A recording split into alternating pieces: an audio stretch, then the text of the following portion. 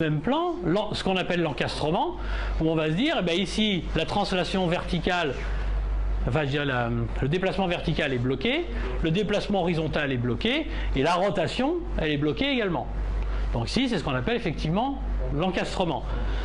Et là, la déformation ici, elle est importante, puisque quand on va appuyer sur la poutre, on va donc déformer. C'est pour ça que je dis là, dans l'encastrement, il va falloir mettre de la matière pour résister à ça. Ce qu'on n'est pas obligé de mettre dans le cadre du cisaillement.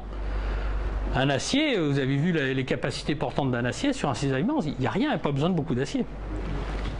Mais sur l'encastrement, il va falloir en mettre. Alors, est-ce que vous avez déjà regardé les histoires des degrés de liberté? Vous l'avez fait ce petit exercice? Non? Bon alors voilà, donc à un moment donné, dans une structure, quand on analyse un plan de structure, on peut à un moment donné se poser des questions. Très rapidement, on voit que la structure est stable. Vous avez pris un portique, vous avez mis 2 diagonales, vous avez compris que c'était stable. Mais on peut très bien à un moment donné avoir des structures qui sont un peu complexes et puis qui font qu'on arrive à... On ne sait plus trop si c'est mobile, c'est-à-dire en fait si c'est un mécanisme ou si l'ensemble est stable. La seule solution pour faire ça, c'est de faire un petit exercice et puis de se dire, bon, on va calculer si mon système est stable ou pas. Pour ça, on considère donc effectivement qu'une liaison dans un plan, elle a donc 3 niveaux de liberté. Soit je lui bloque la translation verticale, c'est la plus simple, soit je lui bloque la translation verticale et la translation horizontale, c'est mon articulation, soit je bloque les 3, c'est-à-dire la rotation en plus, et là j'ai mon encastrement. Donc on considère que chaque mouvement peut être bloqué, donc 1 fois, 2 fois ou 3 fois, en fonction de l'assemblage. 3 degrés de liberté par liaison. Jusque-là, c'est compris? Je passe à la diapo suivante si ça c'est compris pour tout le monde. Je préfère répéter. C'est bon pour tout le monde? C'est sûr? C'est pas sûr? Non. Je recommence. On a vu qu'un élément, une liaison, elle pouvait se déplacer dans 3 directions, dans un même plan. Soit verticalement, soit horizontalement, soit en rotation. En fonction, si je fais un appui simple, elle ne peut plus descendre puisqu'elle est en appui. Ça ne peut donc pas descendre. Donc j'ai bloqué la liaison verticale. Donc c'est l'appui simple. Il y a une liaison bloquée. Soit je l'ai mis sur une articulation. Dans ce cas-là, je ne peux pas descendre, je ne peux pas pousser. Donc j'ai bloqué 2 liaisons, mais je n'ai pas bloqué la rotation. Donc l'articulation, j'ai bloqué 2 possibilités de mouvement. Et si je fais un encastrement complet, là on se rend compte que je ne peux pas descendre, je ne peux pas translater et je ne peux pas non plus tourner. Donc l'encastrement m'a bloqué les 3 possibilités de mouvement de l'assemblage dans un plan. Je ne parle pas dans l'autre sens, hein, je reste toujours sur le même plan. Donc quand j'ai compris ça, je peux très bien à un moment donné me dire, eh bien ce que je vais faire, je vais prendre le nombre de barres que j'ai devant moi. Je sais donc que chaque barre a 3 façons de bouger, donc je multiplie le nombre de barres par 3, qui sont les 3 degrés de liberté possibles, et je soustrais le nombre de liaisons qui ont été bloquées par la définition on va faire un exemple, hein, par la définition de mon appui. Si le résultat de cette soustraction, donc vous voyez c'est pas très compliqué, est supérieur à 0, ça veut dire que j'ai un mécanisme. Si c'est égal à 0, ça veut dire que j'ai un système isostatique, c'est-à-dire que le niveau minimum pour que ça tienne. Et si j'ai un nombre inférieur à 0, ça veut dire que j'ai une surabondance de stabilité. Donc je suis donc hyperstatique, et je peux être hyperstatique de degré 1 quand j'en ai une de plus, 2 quand j'en ai 2, etc. Puis on peut vous parler d'une structure qui est hyperstatique de degré 5. Ça veut dire qu'on peut encore enlever 4, on peut libérer 4 degrés de liberté et la structure est toujours stable. Quand par exemple je fais mon portique et que je mets 2 encastrements, je suis hyperstatique de degré 1. Pourquoi? Parce que en fait, si j'ai qu'un seul angle bloqué, je sais que mon portique il est stable. D'accord? Alors, on va faire des petits exemples. Je prends par exemple cette barre qui est donc ici sur une articulation, ici sur un appui simple. si je fais l'exercice, je me dis, j'ai combien de barres? Il y a combien de barres là? Il y a une barre. J'ai une barre. Donc je dis, j'ai une barre qui multiplie les degrés de liberté donc par 3. Ça me fait 3. Et je soustrais derrière le nombre de degrés de liberté bloqués. Ici j'en ai bloqué 1. Ici j'en ai bloqué 2. Donc 2 plus 1 égale 3. Donc égale à 0. Je suis donc isostatique. Et on comprend bien effectivement si par exemple cette articulation je mettais un appui simple, j'ai toujours ma liaison verticale ma translation verticale qui est bloquée. Pardon. Mais effectivement si je pousse ici, il y a tout qui s'en va. Donc je ne suis pas stable dans mon plan. Très bien. Alors maintenant je pars ici. Une poutre sur 2 appuis. Simple. Ben, c'est ce que je viens de dire, donc ça ne marche pas. Hein, donc c'est pas stable, parce que là je vais pousser, ça va s'en aller.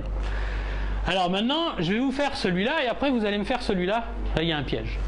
Ici, je suis donc sur un portique à 4 articulations. Donc j'ai pas besoin de vous expliquer, vous savez très bien que c'est stable ou pas stable, ça là-haut? C'est pas stable. Ah non, c'est pas stable, tout est articulé. C'est pas stable. Bon, donc ça, vous n'avez pas besoin de faire le calcul. Mais si vous vouliez le faire, vous vous dites, j'ai combien de barres? On ne tient pas compte du sol. Hein. 3 barres, 3 fois 3, puisqu'il y a 3 degrés de liberté, 3 barres fois 3, ça fait 9.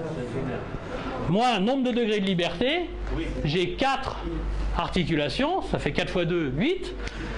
9 moins 8 égale 1, positif, supérieur à 0, c'est un mécanisme. Alors, si maintenant je vous montre ça, à vue de nez, rapidement, c'est stable ou c'est pas stable? C'est stable. Voilà, il y en a qui disent stable, il y en a qui disent que c'est pas stable. Donc la seule solution, c'est la seule. Donc la seule solution, c'est que des articulations. Hein. Donc la seule solution, puisque vous n'êtes pas d'accord, c'est de faire le calcul. Donc faites-le. Vous avez un stylo, un bout de papier. Et donc vous avez juste à me faire le nombre de barres multiplié par 3 moins le nombre d'articulations.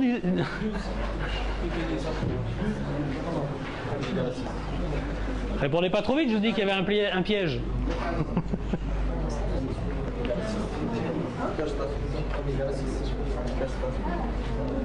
Hyperstatique?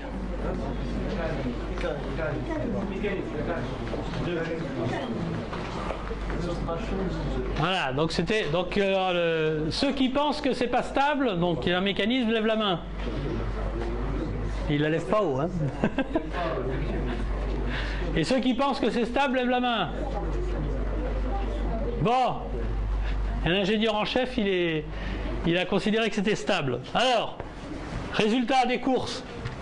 Si je fais mon système, qu'est-ce qui se passe? Je vous ai dit qu'il y avait un piège quand même. Hein. Alors, nombre de barres. 4 barres. Multiplié par le nombre de liaisons. 3. 4 fois 3 égale... On voit que je suis avec des ingénieurs. Ils savent compter. Et je soustrais le nombre de liaisons. 5 fois 2, ça fait 10. Donc je suis supérieur à 0. Et donc c'est un mécanisme. C'est le résultat du calcul. Maintenant, attendez, j'ai pas fini. J'ai pas fini. Maintenant, si vous regardez bien, vous avez ici un triangle. Ça, c'est un déformable. Si vous appuyez sur un triangle, une barre ici qui est en articulation, elle n'est pas en appui simple ici, ni là. Hein. Donc vous mettez ça, ça et ça.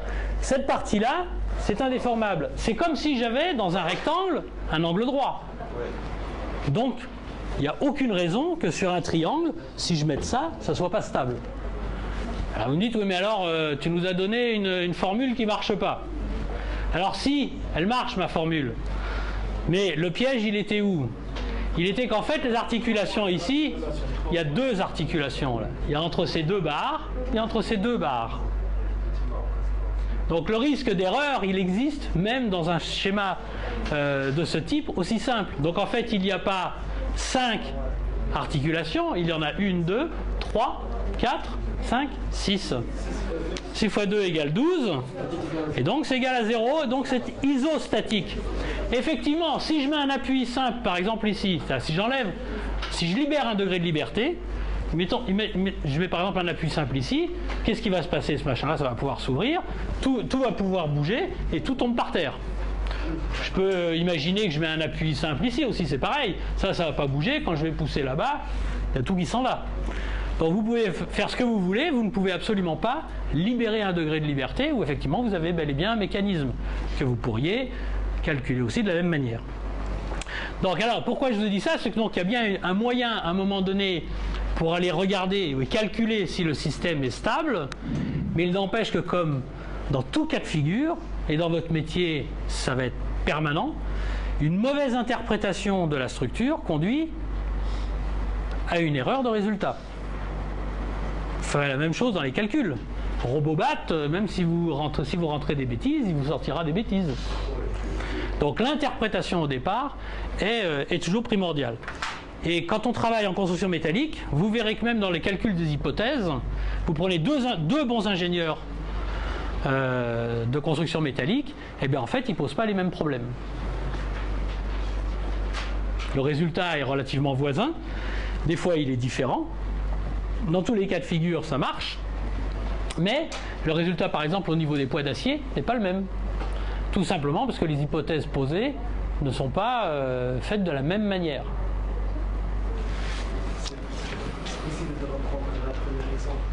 Celui-là, c'est un parallélogramme. Tout est articulé. Donc dans le plan, toutes les liaisons dans le plan sont libres en rotation. Donc si c'est libre en rotation, tout ça, ça bouge. Donc si je fais le nombre de barres comptées, 1, 2, 3 barres multiplié par 3, ça fait 9. Et j'ai 4 articulations qui libèrent 2 degrés de liberté. Donc 4 fois 2 égale 8. 9 moins 8 égale 1. Et si je suis supérieur à 0, je suis donc dans un mécanisme. Alors, faites attention parce que ce petit exercice, je l'ai vu faire par des professeurs de 2 manières différentes.